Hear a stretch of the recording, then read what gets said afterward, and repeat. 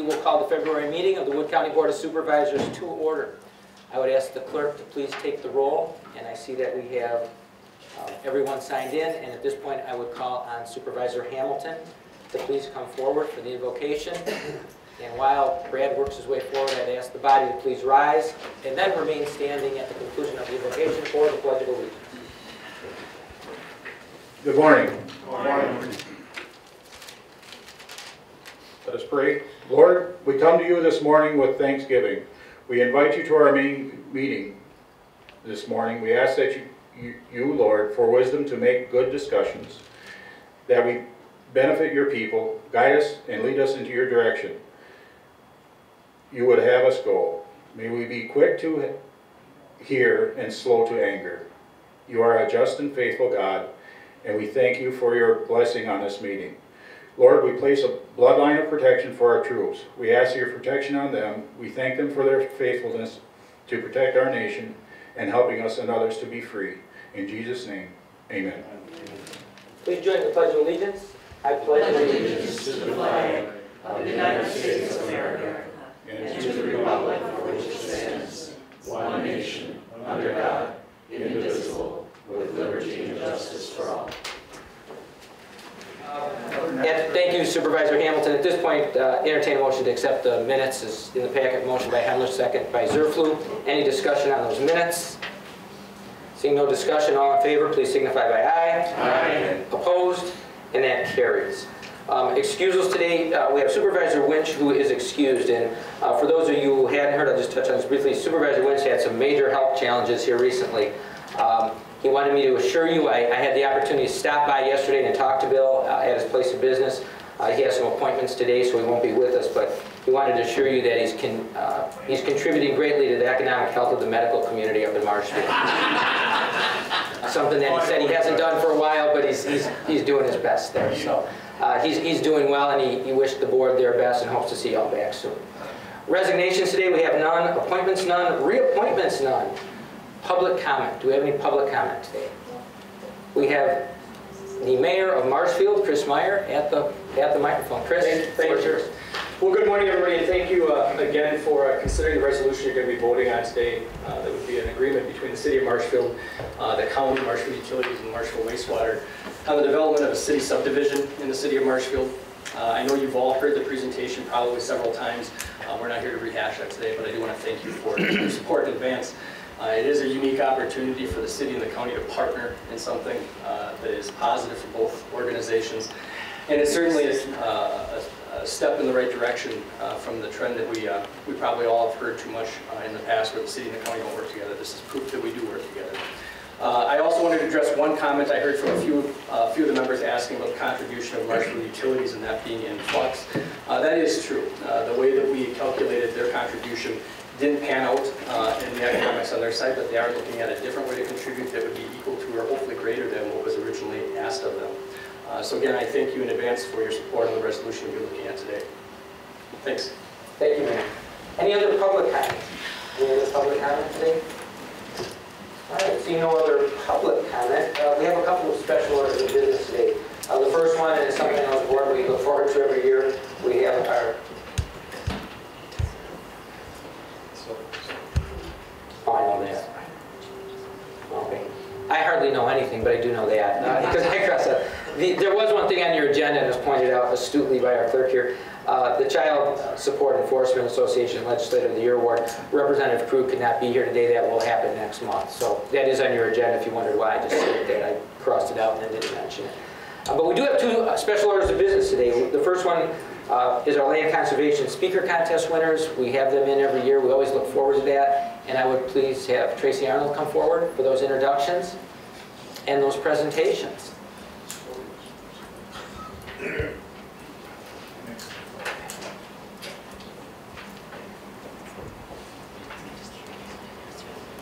And I know we have some polished speakers because I've seen them before. I'm Tracy Arnold from Land Conservation. I would like to thank you guys for the opportunity to have our local winners here to present their speeches. We had 85 residents that we hosted at Pittsville High School at the beginning of the month. Wood County always has a really great representation at area.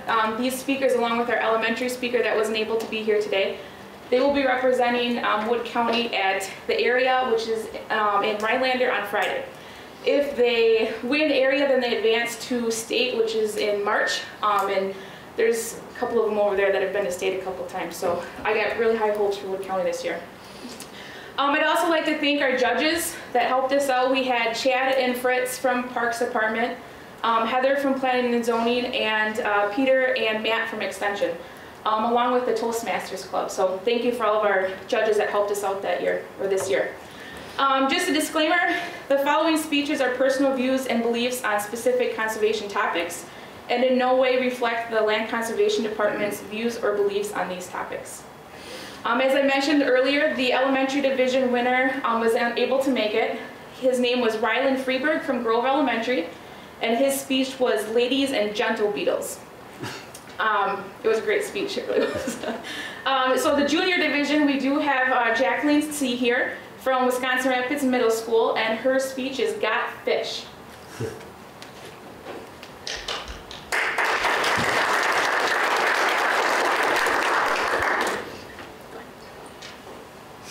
Ew, what's that smell? It smells like fish, and not the good kind either. This rotten fish smell that you're experiencing can only happen due to one thing, one culprit, or a monster. This so-called monster is often known as cyanobacteria or blue-green algae. Another descriptive nickname for this gruesome bacteria is also known as pond scum, due to its reddish purple, brown, or blue-green tints. The most troublesome fact is that blue-green algae grows extremely fast and often blooms in mid-June through late September. In addition, this bacteria can even bloom under ice during the winter, which allows it to take over the lakes much more easily. Where does this pond scum grow? Blue-green algae grows in lakes, ponds, and slow-moving rivers, especially when the water is warm, because then it has lots of nutrients in it.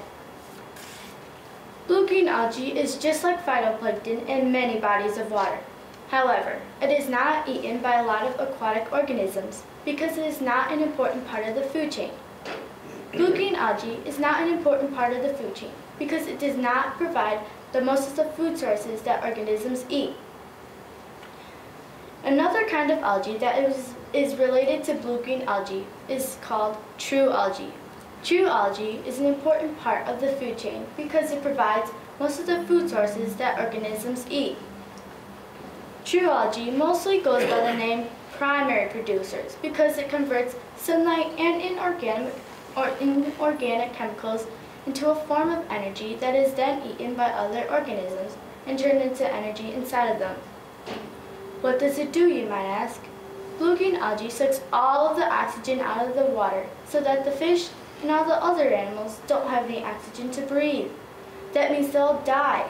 Looks like no more seafood for us. Some things that can cause this is also from a lot of runoffs from farms and phosphorus. A type of runoff that comes from lawns, factories, small regular farms, and huge farms is called CAFO. CAFO is also a situation we are trying to take care of. CAFO stands for Concentrated Animal Feeding Operations. How does CAFO help make blue-green algae bloom, you might ask? CAFO helps make blue-green algae bloom by the chemicals going into the drains and leading into the lakes. CAFO operations spray cow manure onto the crops to help them grow. Why not just keep the manure it originally was, in clumps, and use it that way? Well, it would cost a lot of money for the gas, for the trucks of course, and to put all of that on all of those crop fields would waste a lot of time. They found an easier way by turning it into a type of liquid so that it could squirt out the sprayers more easily and spread it more faster. Blue-green algae gets all of its nutrients that it needs from this. Let's talk more about blue-green algae if we want to solve this little mystery. The increase of blue-green algae creates other serious economic problems. An example is found at Lake Petaluma and Castle Rock Village in central Wisconsin. Blooms of blue-green algae have led to the formation of volunteer study groups, collecting samples and tracking the blooms. The Wisconsin River watershed drains approximately 21% of the Wisconsin lands, said Scott Watson of the Wisconsin DNR. If these lakes were clean, we would have the best natural recreational area in the state, said a Bay restaurant customer. The issues caused by blue-green algae and Castle Rock villages are impaired water quality, loss of recreational use, decline of property value and tax revenue, and last but not least, negative impact on business tourism. In 2010, 69.3% of the samples found in Petenwell had one or more of the targeted blue-green algae genera, while 37.5% of the samples had targeted blue-green algae in Castle Rock. The algae information collected by volunteers will be used with other sample results and tradition water samples. The plan is to use this data to determine the non-point phosphorus loading locations and develop a plan to reduce phosphorus and the bloom it causes. Some of the symptoms for blue-green algae can be stomach cramps, diarrhea, vomiting, headaches, fevers, and difficulty breathing.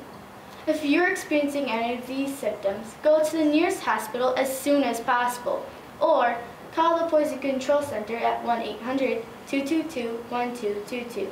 Again, the number is 1-800-222-1222. If your pets go into the water, they might experience symptoms like seizures, vomiting, and diarrhea. Bring them immediately to the nearest vet as soon as possible, or as soon as they have these symptoms. They may start to show up in like a week or so.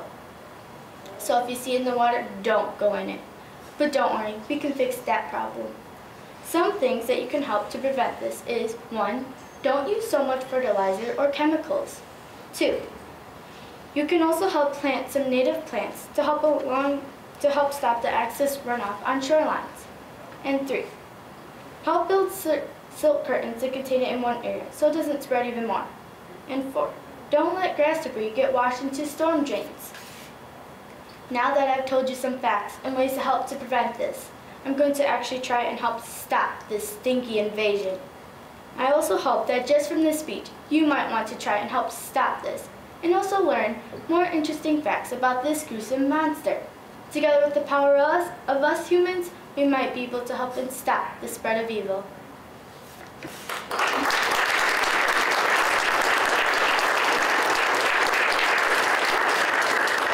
Great, thank you, Jacqueline. You did a great job. Our senior division winner is Adeline C. from Lincoln High School, and her speech is The Land of Animal Waste Lagoons.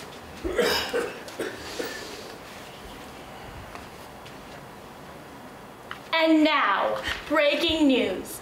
America's treasured dairylands transformed into the land of 1,000 animal waste lagoons. Could you imagine driving up to Door County to experience the exquisite wildlife of Wisconsin, but yet having to endure the stench of manure lagoons produced by nearby factory farms? According to WisconsinEnvironment.org, in 1995, less than 10 dairy operations were large enough to be considered CAFOs within Wisconsin. 10 years later, in 2005, nearly 120 locations were large enough to be considered CAFOs. Currently, there are 258 CAFO operations that hold waste discharge permits in Wisconsin, as the numbers continuously escalate. First of all, CAFO stands for Concentrated Animal Feeding Operation, which is a type of animal feeding operation where many animals are all confined into a small area that is vegetation and grass-free for at least 45 days out of the year. To maximize the output of limited land, CAFOs force hundreds or even thousands of animals to be packed together with restricted movement.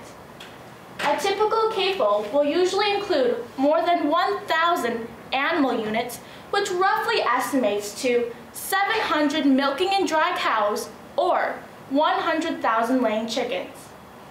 According to the Wisconsin DNR, our state leads in dairy production with more than $43.4 billion in sales annually and 10,860 dairy farms, along with 1,271,000 cattle. Having such a large quantity of animals on a smaller piece of land allows for farmers to gain much more easy access to cheaper fertilizers for farmers and crops, and along with increased milk production. However, it seems too good to be true. With prosperity, there comes some negative consequences. Within the year of 2013, a Journal Sentinel report showed more than 1 million gallons of manure was spilled. The largest spill was at least 300,000 gallons from a manure digester in Dane County. To make matters worse, the manure from CAFO has been making the groundwater toxic and undrinkable. According to WisconsinWatch.org, Eber Dairy Enterprises in Kewaunee County generates and sprays more than 55 million gallons of liquid manure and wastewater a year on fields. When precipitation increases within this region, the manure either seeps into the groundwater of nearby homes or turns into runoffs into nearby streams, lakes, and rivers. CAFO just makes the situation much more severe because more than 3,300 miles of streams and rivers and 380,000 acres of lakes and reservoirs are already too polluted for any aquatic life. Given that a single dairy cow can produce up to 150 pounds of manure a day, an operation with 700 cows can generate up to 105,000 pounds of manure every day, which is equivalent to the amount of pollution produced by 12,600 people a day. Compounding to the mixture of contamination from CAFO includes the heavy use of antibiotics that farmers often use to help ward off the diseases which often are contracted through the many animals being confined together. All of these chemicals create vast lagoons of animal waste within lakes, which in turn leads to more toxic algae blooms. Our famous motto, America's Dairyland, is now becoming the land of 1,000 animal waste lagoons due to all the CAFO chemicals contaminating our lakes, rivers, and streams. To make matters worse, in 2002, the average U.S. farm spent $16,227.94 on just chemicals. Not only have the cost of chemicals harming our ecosystems increased, the presence of a CAFO also increases the healthcare costs of nearby residents. The increase of healthcare costs associated with CAFO pollution also impacts the property value negatively because willingness to pay for land decreases in areas plagued with high levels of pollution and health problems. So this is where the controversy begins. Given these documented risks, is CAFO really worth it? In 2003, our state passed a bill that limited the ability of local communities to oppose large-scale farms. But since then, local fights against CAFO siting or expansion have become considerably larger as family farmers, neighbors of CAFO, and environmental groups have formed sizable coalitions around the state. There are already several regulations that limit manure production and the number of animals. However, it's not very effective. I believe that local communities should have more say on incoming CAFO sites. In addition, there should be more educational programs within the community that teaches people about the benefits and risks of living near a CAFO. In conclusion, CAFO impacts our state positively by bringing an increased annual income to our agricultural economy, but significantly increases the amount of health problems associated with air pollution, water pollution, land pollution from an abundance of manure. A call of action should be taken for much stricter regulations regarding on CAFO sites and expansions, along with the number of animals and the way that manure is disposed of. We all need to work together and take a stand to help prevent Wisconsin's geological treasures and well-known nickname of America's Dairyland from becoming the land of animal waste lagoons. Thank you.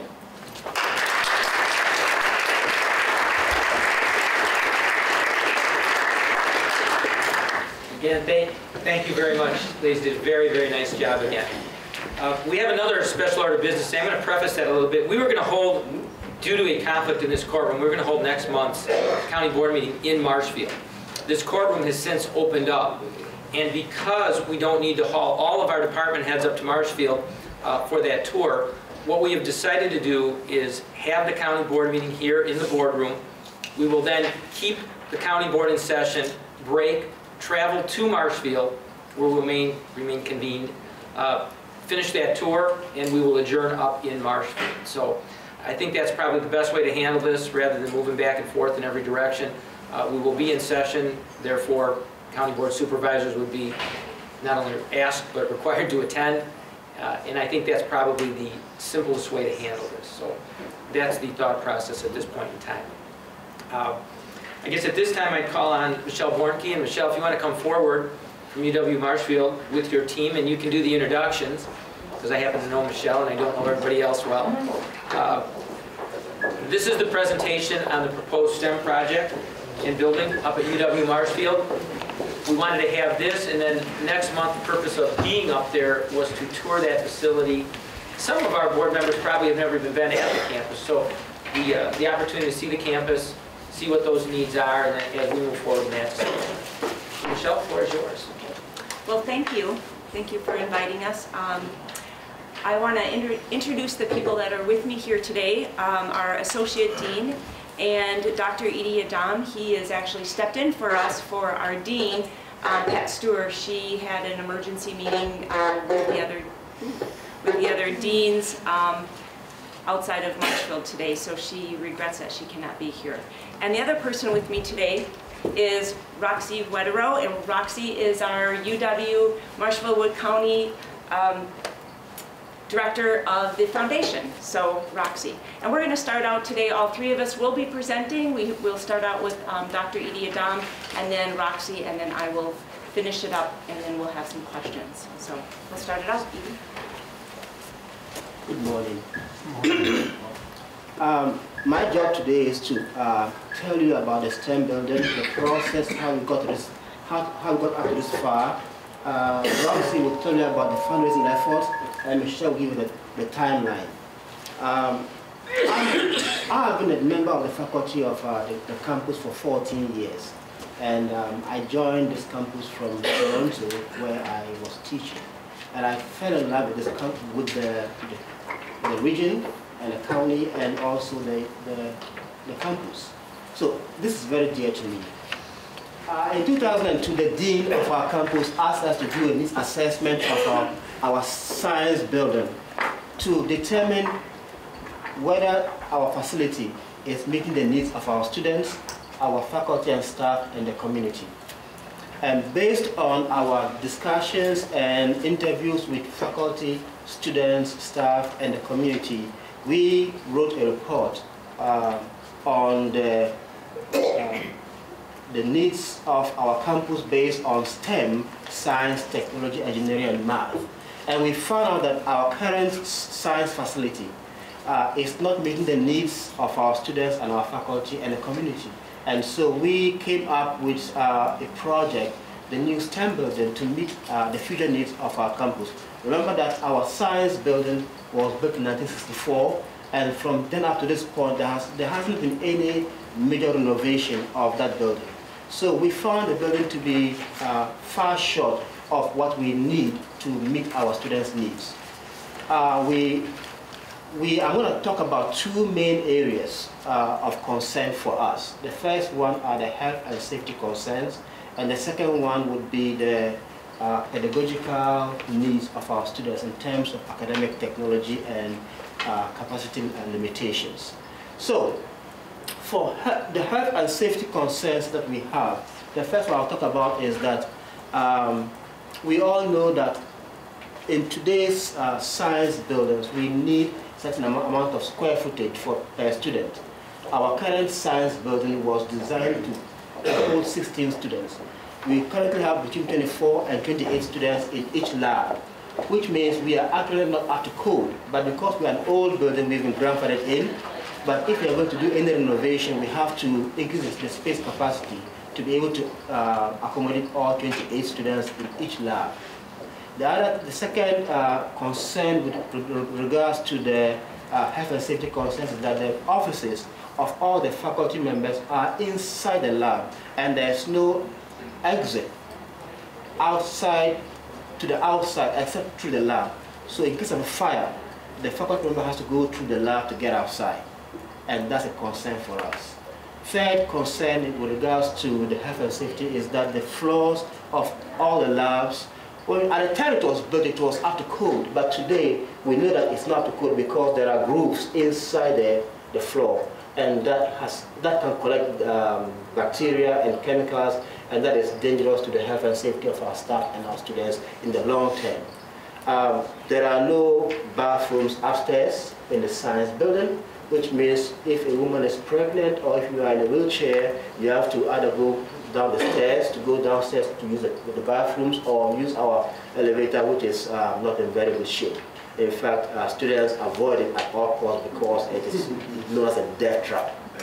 It works, but I wouldn't recommend it. So those are some of the health and safety concerns. There are others, but I just want, because of time constraints, I'll just skip the rest. We also have needs, concerns with regards to the space and where it is meeting our students' needs. It was designed in '64, and today we teach science differently. I'm going to show you some pictures, and that will probably help us capture what I'm talking about. These pictures here are comparing 68, 69 to 2014, 15. And it's the same space, hasn't changed. And what I want to talk about is that, as you can see, at the time it was built, it was very good, it was state-of-the-art facility, but today it doesn't work because, for one thing, we have these huge fume hoods right in the middle of the lab. And if you're a student at the back of the room, it is difficult to see the instructor at the front.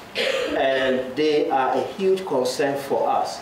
And the other thing is that because of the way it is designed, instructors do not have the opportunity to mingle with students like we want them to. If you look at, this is our lab at the top, and the bottom picture is the lab at EW Barron County at Rice Lake, which is new. As you can see, our students are sitting on those bar stools, and they have difficult time seeing the instructor. The other thing is that because of the way our benches are laid out, students have to face the instructor instead of sitting around a table and working together like we want them to do. And those are the concerns we have. In Rice Lake, as you can see, they are designed such that students, even in a wheelchair, can sit by the table and work together with their colleagues. We don't have the opportunity. I want to change that.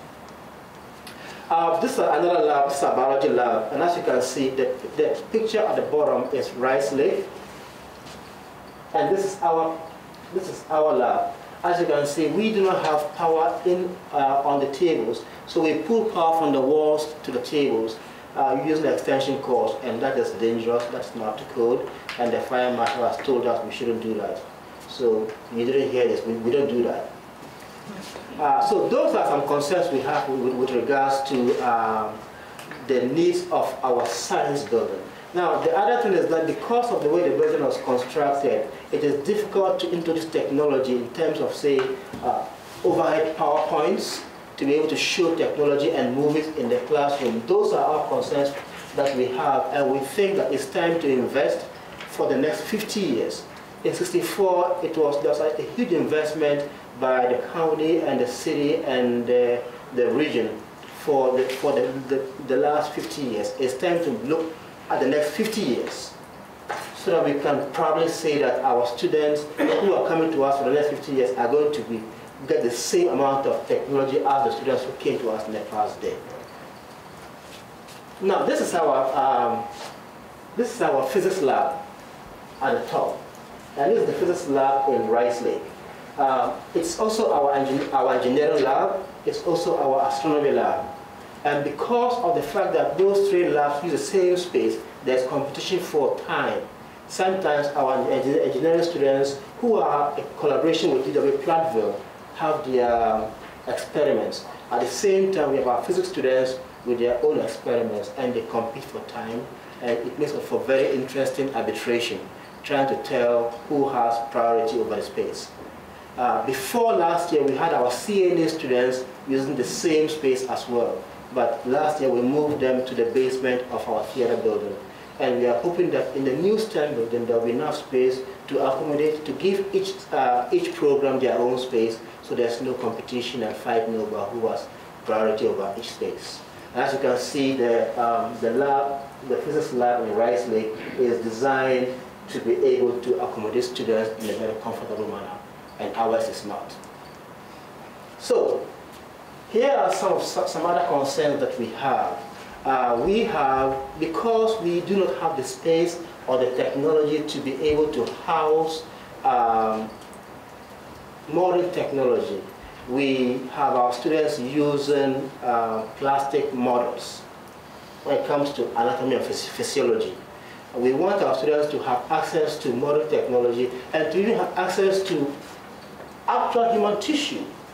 But because we don't have the space and the technology to be able to house an actual cadaver, we use plastic models.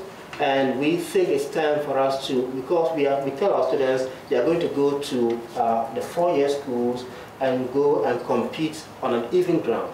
We want our students to have the same technology, so when they go to Madison or Stevens Point or Platteville or even Harvard, they can compete with them on the same even footing. And we know that when our students leave us and go to Madison, they do better than students who went to Madison to start with. So we are very proud of that. We want to maintain that. That edge. Our CNA lab, I told you, is now in the basement of the theater building, and we think that it's time to bring the CNA students to the new STEM space. Currently, our math instructors and our math instruction is done in the basement of our library. And if we want to say to students that math and science, technology, engineering, and science are all integrated, we need to bring the math faculty and students up to the same space as science, so that students will see the connection between science and math. And right now they don't see that. We have a number of degrees we have in collaboration with Platteville and other places, and we think that it's time to give them their own space so they can do their own experiments without intrusion from other programs. So, why is the STEM project important? We know that about half of our students who come to us major in the area of science, technology, engineering, and math. And we know that by 2018, 46% of STEM jobs in Wisconsin require a bachelor's degree.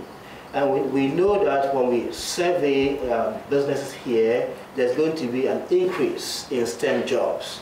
So the jobs are there, and the need is there, and we are ready to be able to, we are ready to invest in our students. And we think that it's time for us to invest in the technology and the space needed to be able to say we are contributing to the needs of our county.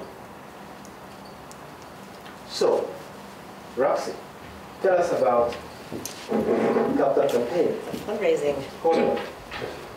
Just a minute here while we switch the microphone over. Just like this. There you go. Oops. Sorry about that, folks. There we go. How's that? Can you hear me okay? Yes. Okay. Edie kind of identified the need, what it is that we're looking for with our science, technology, engineering, and math spaces. And knowing that the City of Marshfield and Wood County Board could not alone support this project, a capital campaign has been put into place. Our efforts actually started about 2 years ago already. So the scope of the project is $8 million. and that is to renovate the existing Leopold Science Building and to create an almost 18,000 square foot STEM addition to create more space. Now, of this $8 million, what we are asking for is an investment of $1 million each from the City of Marshfield and from Wood County. So when it comes to terms of fundraising, when we talk about our goals for fundraising, what we're looking at is $6 million in anticipation of that additional $2 coming from those other two bodies. So $6 million is our fundraising goal. Now, when we are fundraising, a couple of things to keep in mind is that our campus encompasses all of Wood County. So when we fundraise, we will be in all of Wood County and the surrounding area. So in cities like Wisconsin Rapids, Pittsville, Port Edwards, as well as the other cities that we serve outside Wood County, such as Medford, Colby, Stratford, Neillsville. So Marathon, Taylor, Clark counties are kind of in our fundraising scope as well. Plus, we have an extensive list of alumni. Over 50 years, tens of thousands of students that come through our doors at UW Marshfield, Wood County. And some of these students have already heard about our efforts and have reached out to us to get involved in the campaign. So when we started the campaign process 2 years ago, as Edie mentioned, this needs assessment was conducted. And from there, the University of Wisconsin hired a STEM architectural firm who specializes in these types of buildings and education, and they came in and they did their assessment. And it really confirmed what we had already done as far as the needs and the safety of the campus. And so from there, this STEM architectural firm by the name of Halliburton and Root developed their preliminary drawings of what it is that our needs indicated that we needed to have on our campus. So these drawings then we could use for our fundraising efforts. From there, we got the UW Commission and the UW colleges on board and continue to keep those entities updated as we move through the process. We have a fundraising consultant. This is not something that we had to pay for. The University of Wisconsin Colleges has a fundraising consultant on staff that we were able to utilize as a resource at no charge to us. The University Foundation, of course, is involved. We are the fiscal agent for the fundraising campaign. And many of our foundation board members are involved in the efforts of this campaign process as well. We have a steering committee that's been formed who is planning the campaign, and there are subcommittees, things like marketing and grant writing and the nature that are involved with our campaign. And then we have identified drive chairs. And actually, there are 2 sets of drive chairs in our STEM campaign. Because it's all of Wood County, we want to reach both the Marshfield and surrounding communities and Wisconsin Rapids and the surrounding communities. And who better to know those areas when it comes to fundraising than individuals that live and work right in those communities. So in Marshfield, we have Dan and Cindy Burns from Burns Insurance Agency who is helping us out. And here in Wisconsin Rapids and the surrounding area are Tom and Melissa Reichert. And you may know Melissa Reichert as the president of the Heart of Wisconsin Chamber, and Tom, of course, I'm sure is no stranger to most of you. Our Wood County Sheriff here was helping with those fundraising efforts. So now, although these drawings are preliminary, we know what the needs are, and from there we were able to determine what naming opportunities we might have in the new building. So you do have a brochure in front of you, at least the Board of Supervisors do, and the brochure that looks something like this that indicates that some of these spaces are where there are naming opportunities. Along with that is a corresponding preliminary floor plan drawing that shows what some of these spaces are. What we did in our campaign process then is create a list of prospects, those who we think could give to this campaign. It's hundreds and hundreds of names and individuals and businesses and foundations. And we took this list and we kind of categorized them and broke them down into different tiers. Tier 1, Tier 2, and Tier 3. Tier 1 are those prospects who we think could contribute in the terms of millions of dollars, who could name the STEM building. In fact, we do have a major supporter on board with a pledge to name the STEM building. We still have an opportunity to name the renovated science building as well. Our Tier 2 prospects are those who can potentially contribute thousands of dollars, and that's where you see these naming rights on this flyer, $5,000 on up to $50,000 or $100,000. We have several donors already supporting at these levels as well, as you can tell by the flyer. And these 2 tiers are what we call the silent phase of the campaign. We're not really out in the public campaigning yet. We're talking to these individuals and businesses kind of quietly to get their support. And when we go public, we'll continue at this Tier 2 level and move into Tier 3, which is the brick-by-brick giving levels, the smaller giving levels. All of our donors, regardless of contribution to the campaign, will be recognized in a lovely donor mall in our new building. when that comes to be. Pledges and contributions to date, as of today, we are at $2.7 million. So of that $6 million goal, that is 46%. We know we want to be at 50% before we go public, so we're really kicking it in gear in the next few months to get to that 50%.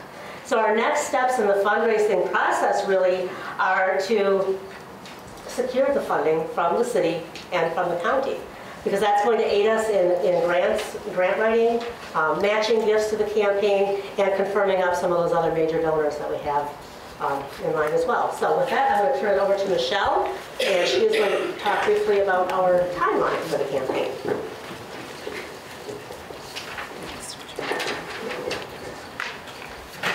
All right. Okay, thank you, Roxy. You took the little clicker. Thank you. So as you can see back here is the capital campaign timeline, and I'll just run through that really quick.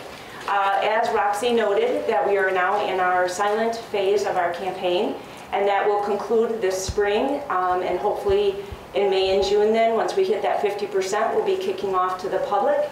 The public campaign will run approximately 1 year. As you can see here, the public campaign will then conclude in 2016, and at that time then we are scheduled to hopefully break ground in the summer of 2016 for the new STEM building.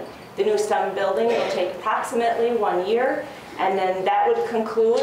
And at the same time, our campus is still running and operating. We'll move our faculty, staff, and our students into the new building, and then we'll begin the process of renovating the Leopold Science, the old facility, and that'll take about 7 to 9 months, and hopefully that project will be then completed in 2017, 2018, as you can see on the chart. With all of this, actually let me mention this, what we're proposing in our CIP process, and we've just actually submitted this to the city, is $1 million, and I have it up there in the green, $1 million for the city and $1 million for the county. And we have this staggered in 2 different pieces, and I did share our Gantt chart with the county board members here. If you look on that, there's a little question marks on there. We have staggered it so that $1 million would be contributed in 2016 and $1 million in 2017, rather than splitting it $500,000 in each year, so that those entities could just borrow 1 time for the project rather than borrowing 2 times for the same project. And the city has requested that they would want your consideration to fund it in fiscal year 16, if that's doable. They have other commitments in 16 and would consider funding $1 million in 2017. So also something to note that we have already proposed to the Board of Regents, the UW system, $1.4 million for the removable equipment, and we have that slated on the Gantt chart as well for fiscal year 16, and then a smaller portion to be funded in fiscal year 17 for that movable equipment. So, okay, there we go. Here is the building, the front of it. I'm going to get the little, okay, where's the little arrow thing? Oh, there we go, see it? This is the front of the STEM that is proposed, and here is the Leopold Science Building. So this is the new building, and this is the other construction as well. And part of that, what we wanted to mention is that of the 13 UW campuses, we have the oldest and probably the least amount of renovation done of the 13 campuses. And of this science, technology, engineering, and math, it's been here since 1964, and we are now looking to move our campus and your building, this is your building, the city and the county own it together, and moving us into the next 50 years. So with that, I'd like to open it up to questions and maybe ask my colleagues to come forward as well, and we can maybe have a few minutes for questions. No questions? Bill, go ahead. I just want to see if my microphone works. Oh, okay. So with the governor's budget and the UW system and its mission now versus the technical, do you see any problem with this? Actually, the budget right now, we can only speculate as how that's going to impact our campus, because none of the dollar amounts have been divvied up according, our piece of the pie for our campus. But I want to make sure that you realize that this is your building. It's owned by the county and the city. The GPR funding that we're talking about for these budget cuts, that's our GPR funding for staff and for the removable equipment when you shake it, everything that falls out, the people and the paper and the desks. So that's the portion we're looking at for this facility and for this presentation. The actual state budget cuts does not impact because it is funded by the public entities, our donors, and our city and our county. So, well, we're hoping though that it'll be not as big as what we're thinking. So. Jerry? It's a little controversial, but I guess it has to be answered. Is in the news, it's probably a month ago now, Assemblyman Murphy from the Milwaukee area has projected that the two-year campuses be eliminated and more developed into the technical schools.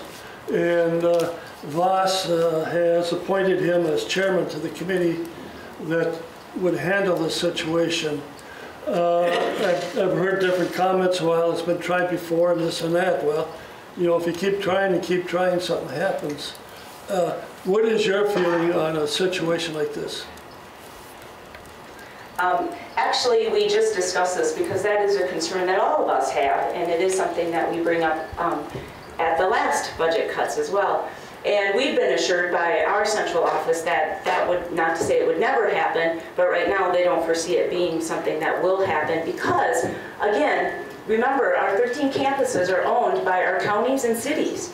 And if that does occur, and if it is a viable option that they want to take, the state will have to pay back in that debt service to the city and county for their investments. So they don't really foresee it being, it's on the table, it's something we need to talk about, but they don't see it right now being a viable option. So that was the answer that we got. Hopefully that serves that. We hope not. Any others? Brad? Thank you, Mr. Chairman. So you want us to commit to 16? You're asking us to commit to 16? The Wood County, yes, and 16 if that would be possible. And then the city of Marshfield we're asking them to commit in 2017 for $1 million. And have you got that commitment from 17 yet? No, we've done this presentation. We're in that process right now to it's like a chicken and the egg. It's with our major donor as well. Everybody is like, well, have they committed yet? Have they committed yet? We're kind of thinking the Wood County Board will be the one to be the first one to step forward. So thanks. Yeah. Someone's got to step forward. Everybody's like, no, they can do it first. I hope this thing works. I admire your enthusiasm, but there are many obstacles that I think you folks need to consider going down the road. I know a little bit about the campus, and I know there's, I think 10 out of 13 campuses right now are showing some negative financing. And they're also struggling with enrollments. Just how are you going to acquire those challenges to take care of that? I can say for a fact that we know that the next 2-3 years are going to be a challenge for us with regards to enrollment because the high school classes that are coming out are smaller. But we are looking at this building in terms of the next 50 years, not just the next 2 years. And we know that enrollments dip and they rise.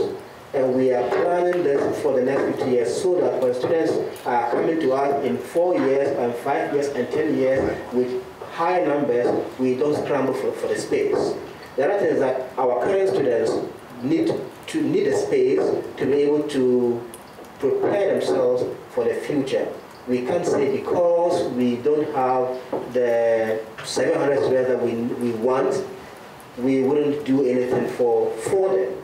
Right now we have about 620 students.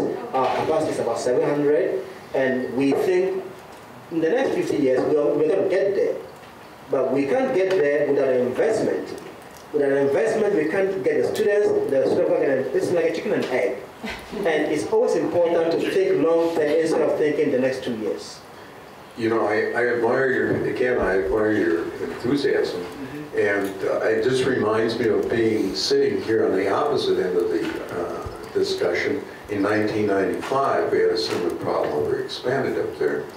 And the county and city did support us, and we did increase our full-time FTE at that time. So you're absolutely right. I think in order to offer something to the general public, you have to have something in place. And I think given the technology that we're faced with, I think it's extremely important for you to adapt and provide something for those future students. So good luck.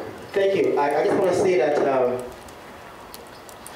we try our best to hire the best instructors from around the world. I am from Africa originally, but I'm Canadian. We have faculty from Belgium, from Russia, from India, from around the world. We try to get the best, and they come here not for the money, because frankly, for what I'm paid, I'm not doing this job for the money. I do it for the love of the job, and I see myself in our students. I'm a first-generation college student. I went to college for the first time. Nobody in my family ever been to college, and we know that 2/3 of our students are first-generation college students. And without us, most of them wouldn't go to college. And we know that this is a world-class facility right in our backyard. And it saddens me that people don't value it. When you hear the name University of Wisconsin anywhere in the world, people look at you differently. But we are right here in our backyard, and people don't seem to understand the importance of having this world-class facility right here. And that saddens me. I can't see everybody out there, so if somebody has their hand up, go ahead and shout a question out. If I can make a note, if you're thinking of a question or perhaps you think of something later, feel free to contact us or any of our other reps, or Donna is our chair on our commission. Forward those questions and we can get back to you as well. And hopefully when you're on your tour, you'll think of some questions as well, because when you see it firsthand, again, this is your facility, and when you see it, you'll probably think of some questions as well, or maybe you can shoot us some ideas. So thank you again for your time. Thank you. Thank you.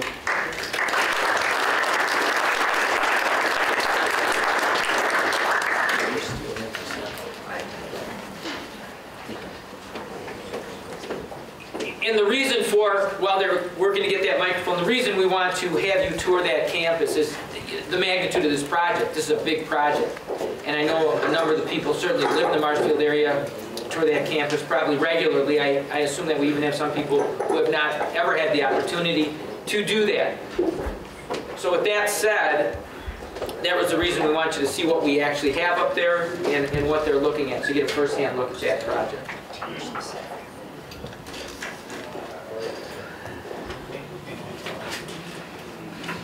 All right.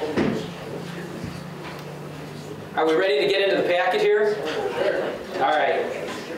Page 7 of your packet is the Executive Committee meeting of Tuesday, February 3rd. Stop me if you have any questions. Page 8 and 9 are the same. Page 10, the Human Resources Monthly Letter of Comments. Page 11, the Maintenance Letter of Comments, where you notice the retirement there. We'll be working on the sound system, and we haven't even tried the voting machines yet. So I can't wait to get to that. The Finance Department's letter this month from Marla Cummings. Mike's been out for a while. He'll be back with us shortly. Do we have a date on that yet, or a close date? Close date, first week of March. Okay, coming back pretty quick. Page 13 of your packet is the update from Amy Kaup on systems, as well as page 14. Page 15, the update from Safety and Risk Management and the letter of comments from Terry. What I would like to do here as we get to the resolutions, there's 5 resolutions there in an order.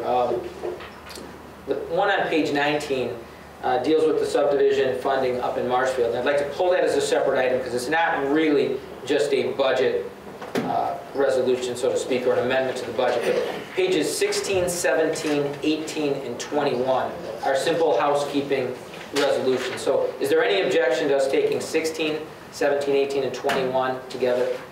Okay, seeing none, I'd have the clerk please read those resolutions. Okay, page 16, this is item 1-1. This will be numbered resolution 15-2-1 to amend the budgets of Human Resources Administration and Human Resources Programs for transfer of available appropriations from Human Resources Programs to Human Resources Administration. Fiscal note, no additional cost to Wood County. The additional appropriations needed in Human Resources Administration are available and are not anticipated to be spent in Human Resources Programs. The adjustment to the budget totals $10,000. Item 1-2 will be numbered 15-2-2 to amend the 2014 budget for Norwood Health Center for transfer of available appropriations to functions where actual expenditures have exceeded budget. Fiscal note, no additional cost to Wood County. The additional appropriations needed for transfers in are available and are not anticipated to be spent in the appropriations to be transferred out.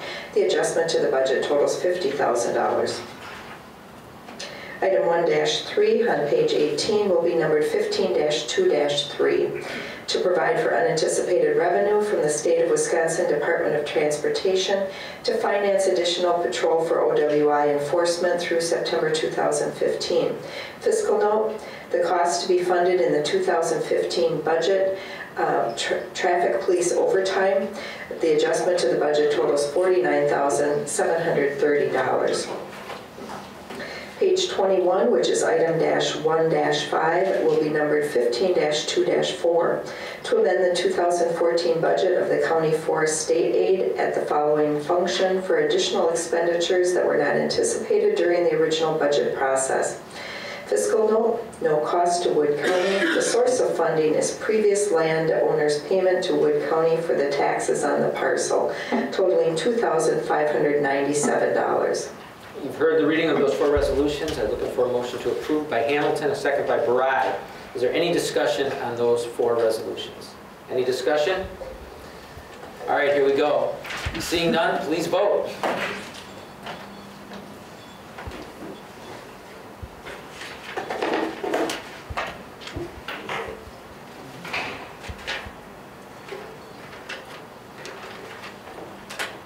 Amazing. Resolution passed 18-0 and the thing worked. So I'm feeling pretty good about that. We're going to go to page 19 in your packet. And this is the resolution that came from both the Seed Committee and the Executive Committee and deals with the shared funding of the City of Marshfield subdivision.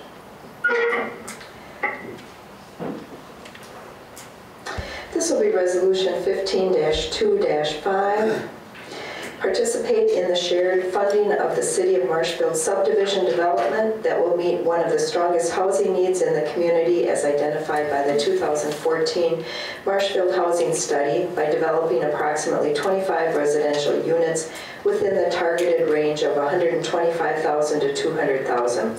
Fiscal note, the expenditure of $120,225 will be funded with a transfer from contingency. The balance of the contingency account prior to the transfer is $450,000. The adjustment to the budget totals $120,225. I have a motion by Meyer to approve, a second by Wagner. Is there any discussion on this resolution? Any discussion on this resolution? Seeing none, please vote.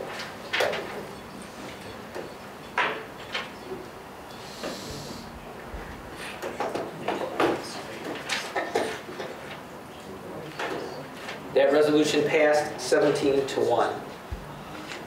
Thank you. Page 22 in your packet, I think that's where I'm at, is another resolution from the Executive Committee to approve the continuation of the Self-Insured Workers' Compensation Program. And I'll let Cindy catch up and then read that resolution. This will be Resolution 15-2-6 to approve the continuation of the Self-Insured Workers' Compensation Program for the County of Wood in compliance with Workers' Administrative Code DWD 80.60 Sub 3. Fiscal note, the general assessment rate for self-insured employers is prorated and assessed as a percentage of the state of Wisconsin's workers' compensation division costs compared to insurers' claim costs. There is also a $200 annual self-insured renewal fee. Okay, motion by Fire, second by Hamilton. Any discussion on the resolution? Any discussion on the resolution? Please vote.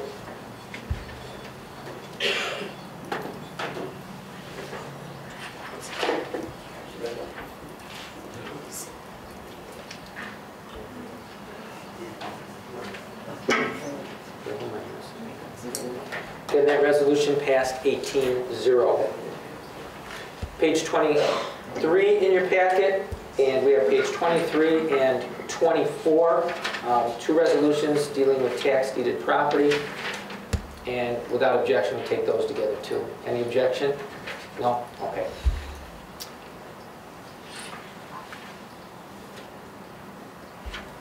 Okay. This will be Resolution 15-2-7 to accept offer of sale of tax deeded property. Fiscal note, offered amount of $43,502 minus real estate taxes, special charges, publication fees, and abstracting fees for a gain of $33,360. I had a motion by Hendler. Do I have a second? A second by Nelson. I'm sorry. Page 24, which is item 1-8, will be numbered 15-2-8 to accept offer of sale of tax deeded property. Offered amount of $25,100 minus real estate taxes, publication fees, abstracting fees for a gain of $12,758.09. That was the purpose of taking those together. Peter, when you raised your hand before, was that for the motion or was that just, okay. So I had a motion by Hendler, a second by Nelson on the two resolutions. Any discussion? All right, please vote.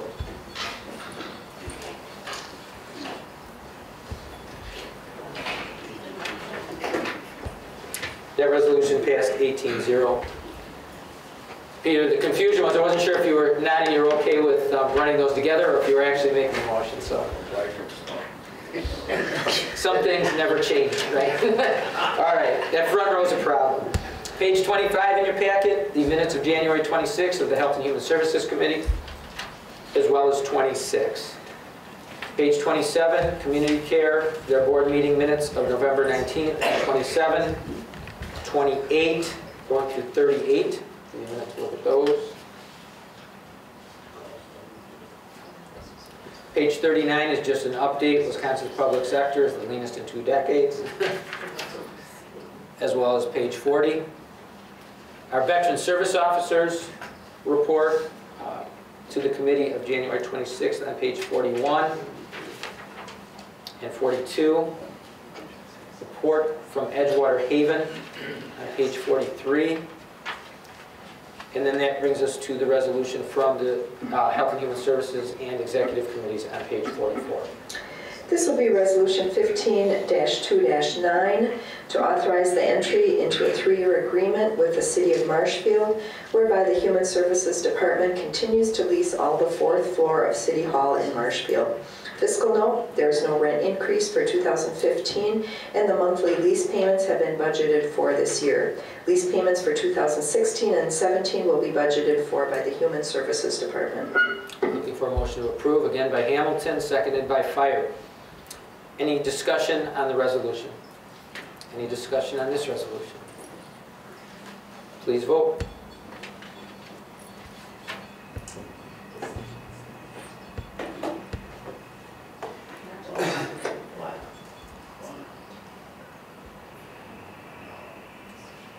Ed, you're not in yet. That resolution passed 18-0. Like the Affordable Care Act, pages 45 through 47 are that lease agreement you just voted on. So now you've got the information after the fact. So, page 48 in your packet, another resolution from the Health and Human Services and the Executive Committee. This will be Resolution 15-2-10 to authorize Wood County Human Services Department to support the development and ongoing training of psychiatric residents through a new program being developed by the Medical College of Wisconsin in central Wisconsin.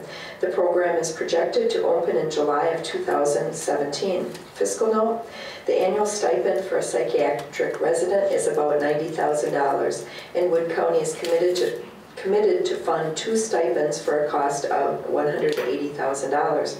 The source of money will come from enhanced Medicare reimbursement through the graduate medical education pass-through dollars for Norwood, as well as billings from the outpatient clinic. I have a motion by Hokamp. I have a second by Henkel. Is there any discussion on this resolution? Supervisor Clendenin.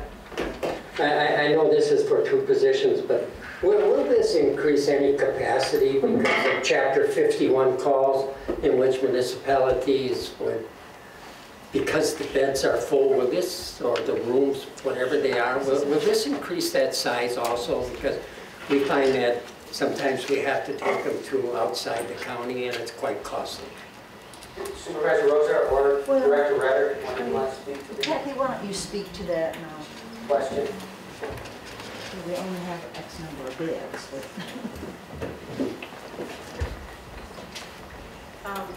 This resolution would assist in, can't hear me? No.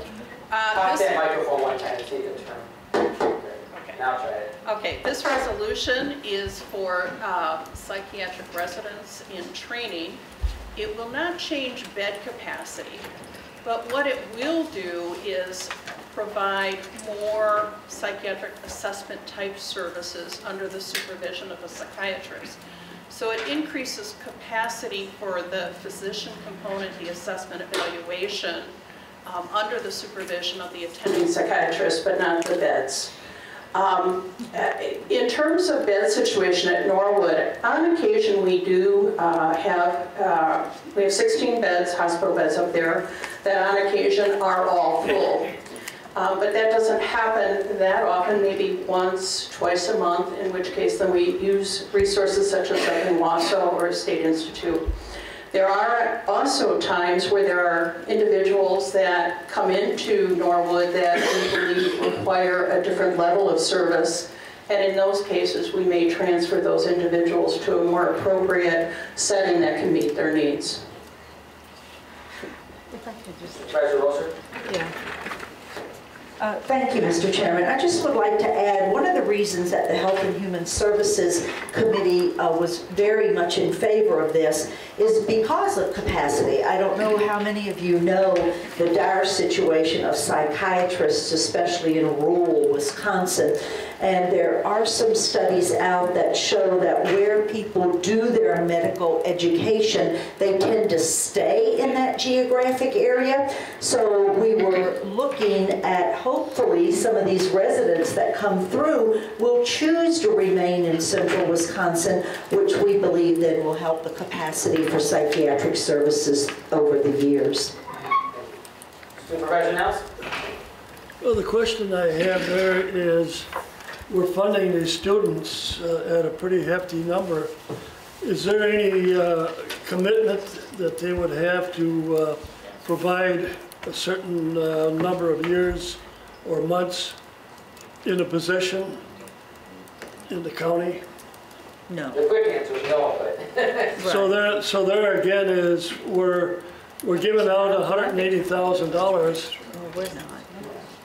That there's no commitment that they could go Timbuktu or wherever, and we pay for it. Supervisor Roser, do you or Kathy want to clarify the funding to answer Supervisor Nelson's question? Either one of us can do it. We are not asking for any county money at this point. The federal government, through the Medicare program, has medical education pass-through dollars that would come to Norwood to help to offset the cost of those stipends. In addition to that, some of the services that they provide under the supervision of a psychiatrist can also be billed for as well. So we are anticipating funding these positions through those dollars, which would be new dollars to the county, not county tax levy. One of the things I think Supervisor Nelson is referencing is the ability to attract people in terms of loan forgiveness, perhaps. That's an option that Human Services is also looking at for a variety of mental health professionals to try to address the shortage. But at this time, we don't have any answers to that. Supervisor Curry. Thank you, Mr. Chairman. I'll give a personal, my family's got a daughter that's a psychiatrist. I'll do a little bit of bragging on that. I won't correct Supervisor Rosar, but there's not only a need for psychiatrists in rural Wisconsin, that's probably a worldwide or a nationwide need for them. She brings up a very good point. My daughter did her medical residency at the University of Wisconsin in central Wisconsin, but her psychiatry she did in Seattle. So guess where she's working right now. So I mean, I think this is money that's needed, or the money is obviously needed, but I think it's a program that very possibly we can draw students in here that will someday take up their practice in Wisconsin. We certainly need them. So I think it's money well spent. Further discussion? Supervisor Clendenning. For my second time, thank you. Didn't look like anybody else wanted to jump in front. I just think anytime we talk about Chapter 51, instead of employees and psychiatrists and psychologists and things like that, I think we should be talking about what it costs this county, and because we don't have enough beds. So I'll be voting no on this. Supervisor Collins. Thank you, Mr. Chairman. One of the possibilities that somewhere in the future that there will actually be county tax dollars involved with this. In this particular resolution? Well, not right now, I understand it, but somewhere in the future. I'm going to call on Kathy, but I'm going to say nowhere does this resolution authorize the expenditure of any county tax. Is that well, yeah, this is for their training and that, but somewhere if you hire them, isn't that going to eventually, would they become employees of the... If somebody stayed here and we hired them, they would be paid. Yeah, I guess that's the answer I'm looking for here. Well, of course, or anybody else who hired them in the area. Does that answer that? Pretty much, thank you. Okay. Any further discussion? All right, further discussion, please vote.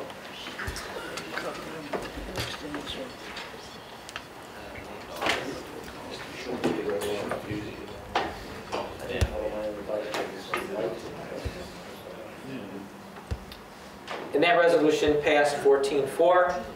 The other thing I'd ask after that resolution, if Supervisor Curry could exert some undue pressure on his daughter to get her back over here. Yeah. We can certainly use her in the area. So, go ahead. Just one comment on that. I have very little. Yeah, I got one of those too.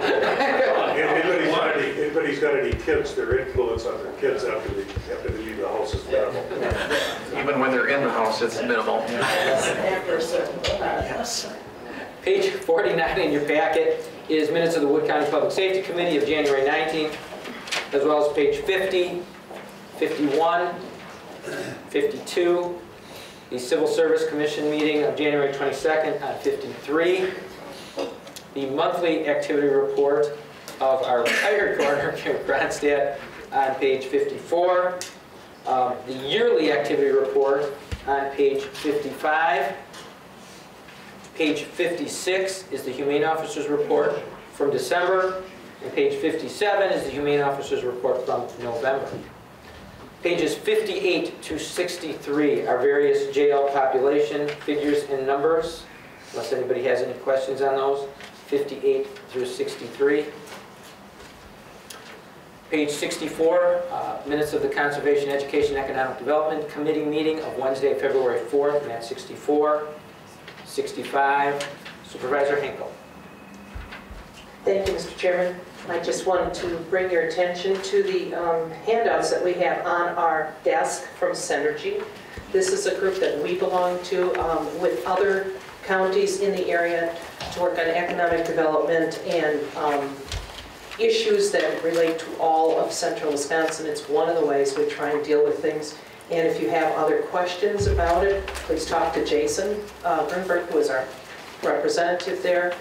Or if you really want a lot of information, we can probably schedule a visit or a presentation later. And again, 64, 65, 66, 7, and 8. The North Central ITBAC Board meeting of Thursday, December 4th, 69, 70. The Tourism Committee, 71, 72, 73.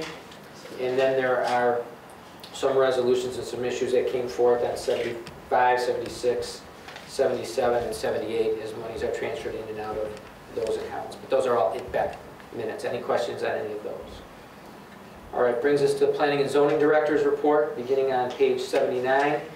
And that comes from Jason. Page start on 79 goes through page 83. Are there any questions on those? 79, 80, 81, 82, 83.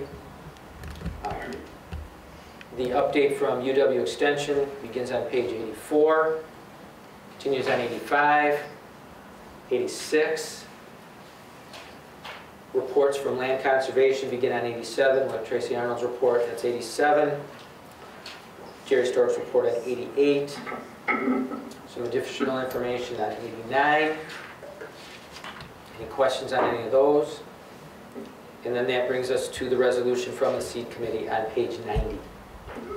This will be Resolution 15-2-11 to seek County Board approval for Wood County Land and Water Resource Management Plan revision to address rural and urban sources of non-point pollution. Fiscal note, no cost to Wood County. To implement plan would require no new staff or other costs. Again, you've heard the reading of the resolution. Looking for a motion by Hinkle, a second by Bride. Any discussion on that resolution? Any discussion? Please vote.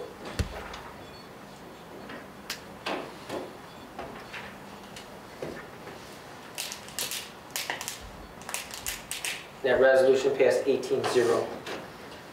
Page 91 of your packet, minutes of the Judicial and Legislative Committee of January 21st. That's 91, 92, and 93.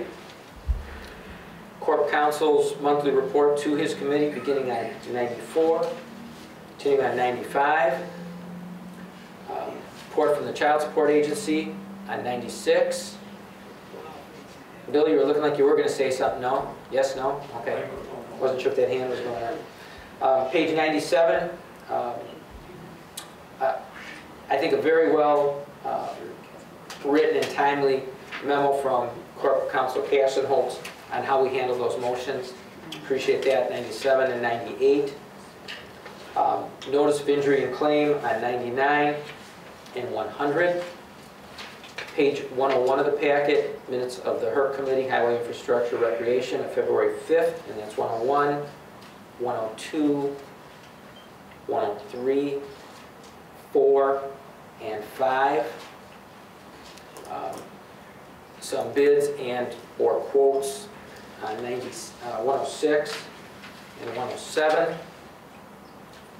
Various reports within those departments start on page 108 with the Construction Supervisor's Report, 109 Office Supervisors, page 110 additional reports, Forest Administrator's Report, page 111, page 112, 113, and 114. Without objection, again, we'll take together. These are to become eligible for various state monies that we use on our ATV or snowmobile trails. This is an annual group of resolutions. Is there any objection to taking those three resolutions together? Okay, I'd ask the clerk to please read those. Those are 1, 12, 13, and 14, and I'll try to wait till you're done with all three of them.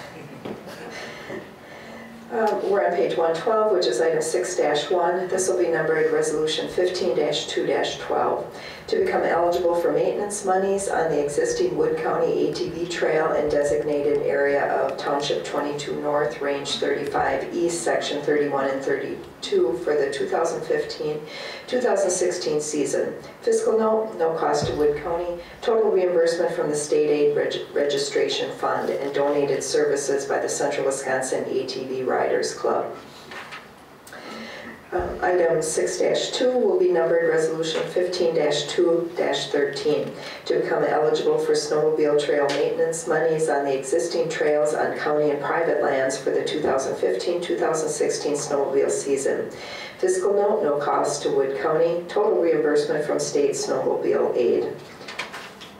Item 6-3 will be numbered 15-2-14 to become eligible for snowmobile trail development and maintenance monies for proposed trails and bridges on county and private lands for the 2015-2016 snowmobile season.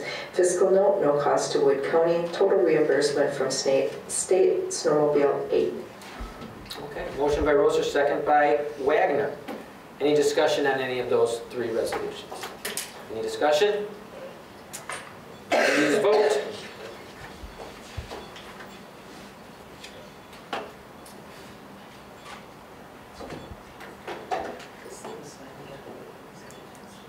Again, that resolution passed 18-0. This next one I would have loved to take together with that, but it's a little bit different in nature, so we will do it separately. Page 115 in your packet, another resolution from the HERC Committee. This will be Resolution 15-2-15 to deed back the Marshfield Fish Pond property to the Central Wisconsin Sportsman's Club. Fiscal note, nothing major. The conveyance will alleviate the county of any responsibility with respect to the property. Motion by Clendenning, second by Fire on this one. Any discussion on this one? Supervisor Nelson. This has been a very secretive fishing spot for some people. Going to the Sportsman's Club, is that going to remain open to the public? It's going to be closed. Thank you. Supervisor Meyer. Well, let's put this bluntly. The amount of fishing that actually took place there was minimal at best. There was a lot more other activity. I guess maybe some teenagers might call it fishing, but whatever. There was a lot more activity there. It just didn't fit well with our park system and what we do as far as a day use area. We weren't up there managing it daily like we do NEPCO or any of the other parks. We've actually started talking about giving this thing back, I think probably when Lance was chairman of the Park and Forestry Committee. But because we had taken some money from the DNR, we had to wait 20 years to let that cost expand or to expire out. And now we finally made it as of now. It's been 20 years, so this is a wonderful thing. This is a wonderful thing. Maybe not for the teenagers so much, but it's good for the county. So the answer is, well, I don't know, Jerry. Anybody else? Will those park employees go somewhere else to work? The North Park employees were always going up there about once a week or so to pick up the remnants from fishing. No, they will certainly have enough to do at North Park to not have to go up to the trout pond. You want to elaborate a little bit further? No. We're in enough trouble already. That's not. Any further constructive discussion on this resolution? All right, seeing no further constructive discussion, I'd ask you to please vote.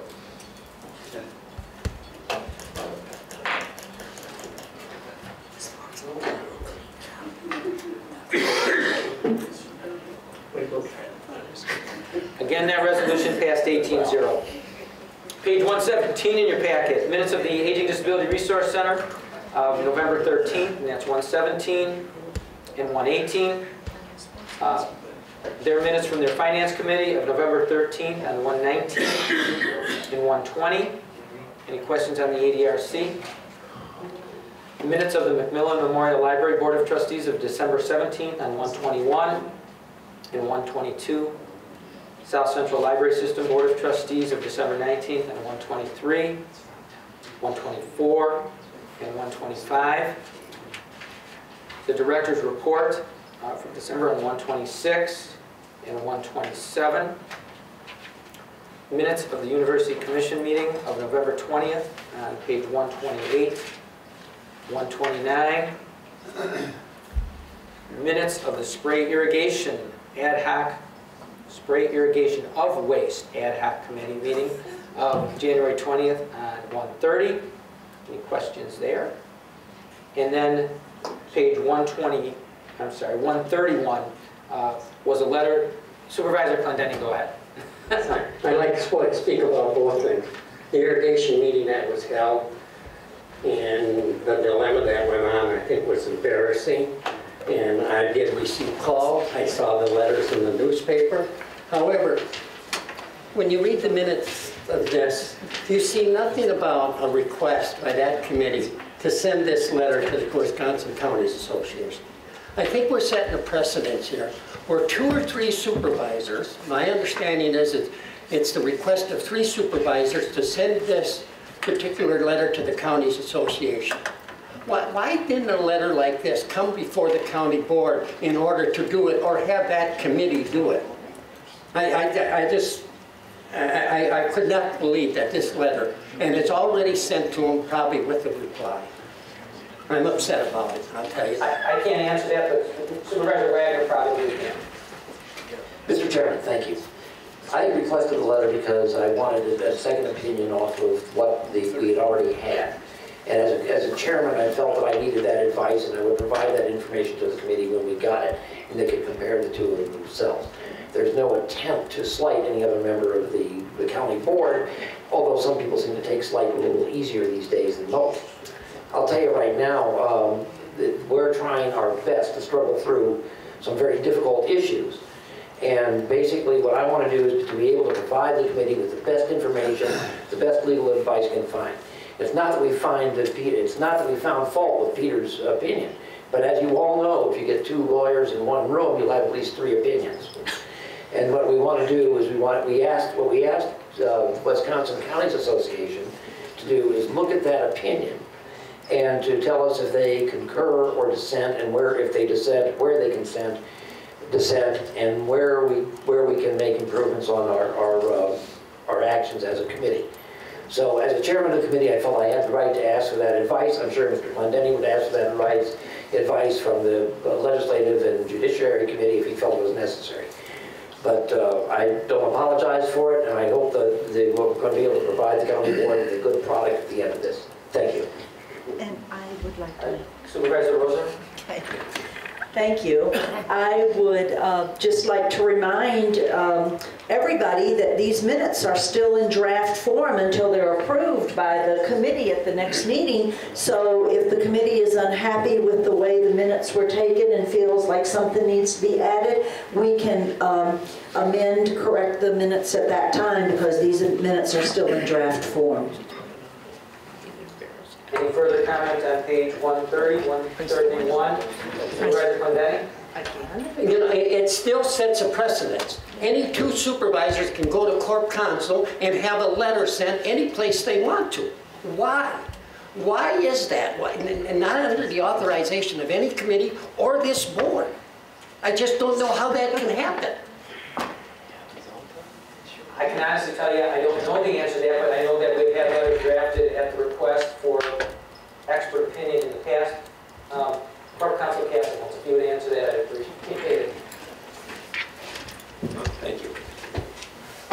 So when I received the communication requesting that we get an outside opinion with respect to this, the first question that crossed my mind was whether or not there was going to be any cost associated with it, and if so, who was going to pay that cost. And so we discussed that, and I was told that no, we're looking for the WCA to pay for this, and if they will, that's great. If they won't, then I'll have to bring it back and we'll have to address the cost issue. And so the WCA has contacted me, Mr. Meyer from the WCA, and said that they will forward this on to their legal counsel, the one they typically use, Phillips and Borowski, and seek their advice with regards to it.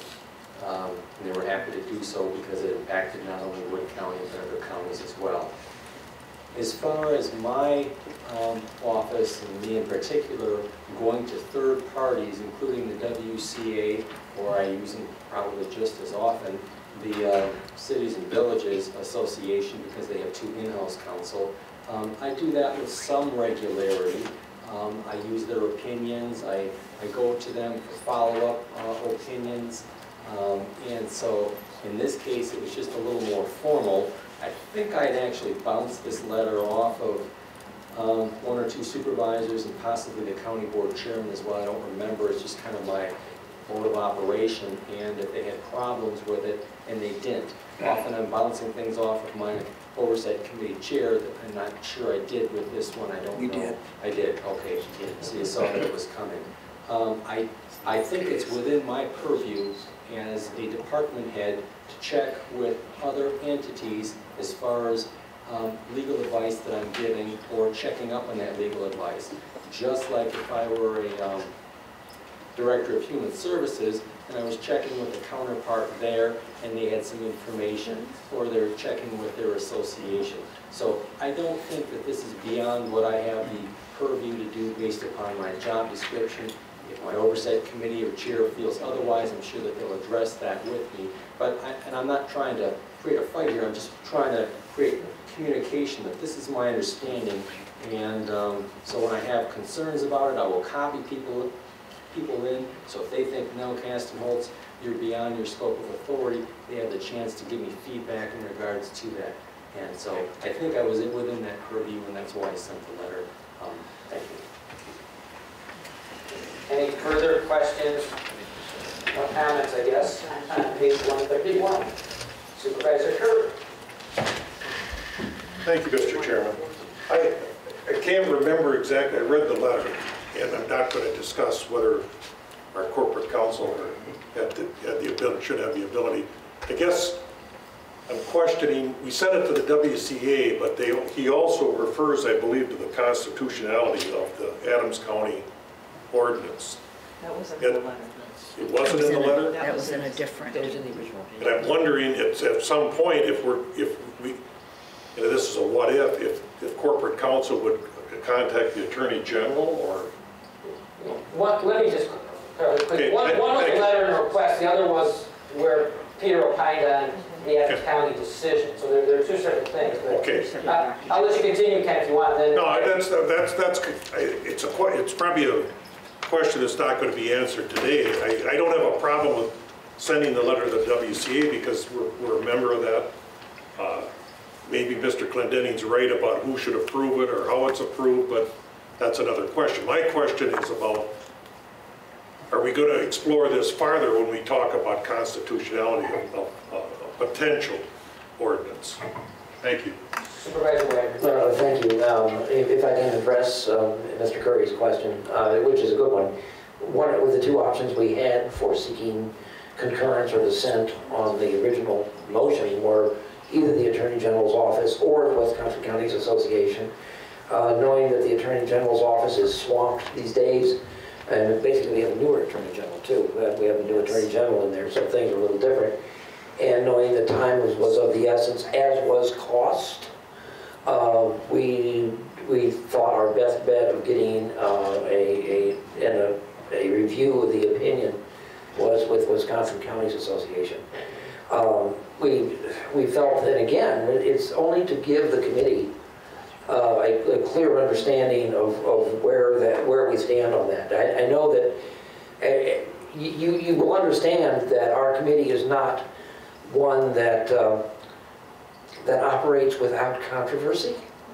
Would that be a nice way of saying it? As you saw in the speeches today, the topic is a very hot topic in the state. And we feel like we're under the microscope. We want to know exactly what our legal limits are from one side to the other. Peter did what I thought was an outstanding job in his original opinion. And we felt that the only problem with that opinion might be if we acted upon that and that alone, that we might come under criticism from a side that felt from some side that felt that the county corporate counsel was taking sides with his committee, with his clients. And he said, as he knows, that we are his clients, as county supervisors are his clients. So we wanted to make sure there was an independent source that either concurred or dissented, and we needed to know where that was, and we needed to present both sides of the case. So I think that was and as committee chairman, I felt that I had the authority to ask Peter if he could seek a revision on it. And we've seen requests for outside help before, and we figured nothing unusual. If it offends Mr. Clendenning, I apologize. I sympathize with his offense, but I would do the same thing again. Thank you. Any further comments on whether the WCA or the opinion? All right, that takes me all the way to the end of the packet, at page 140. Does anybody have any questions in between there, anywhere?